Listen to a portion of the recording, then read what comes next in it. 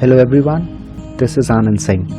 I'm a software engineer by profession and a techno enthusiast.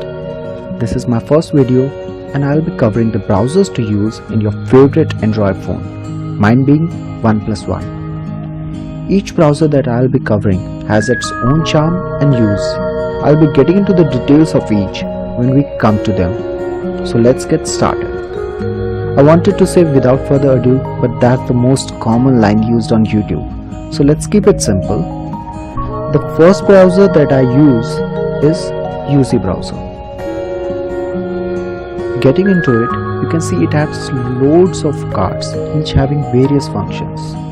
On the top, we have main menu listing out various commonly used sites.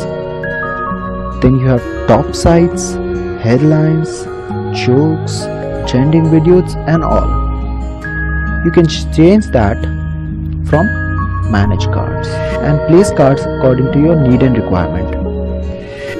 You can even rearrange these cards by pinning them. Now as you can see, it goes to the top and accordingly you can arrange it. Getting into the menu, at the bottom we have forward and back buttons, as you can see at the bottom. But the real MVP of this browser is its downloading.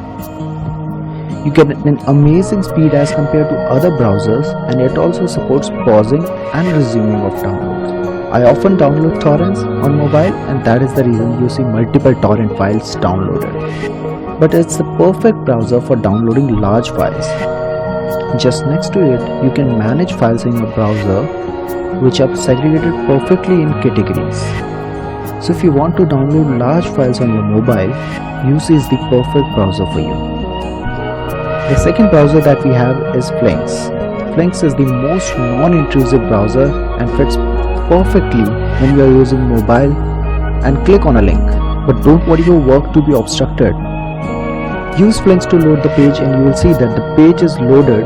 As you can see, the page is loaded into a small bubble, allowing you to continue with your work. A blue ring around the bubble tells you when the page is completely loaded, and then you can go into it to view your web page. You can get into the settings to adjust settings related to your liking, like the bubble size, alignment, etc.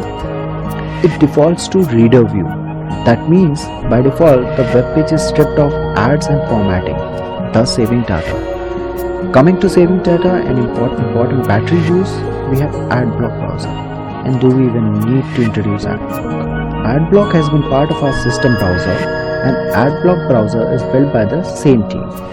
Ads can cause pages to load slower, eat up to half of your data plan, and consume over 20% of your battery. And AdBlock saves it all. So that's all from my side. Hope you enjoyed my video. Please give suggestion and likes and do subscribe. Have a good day.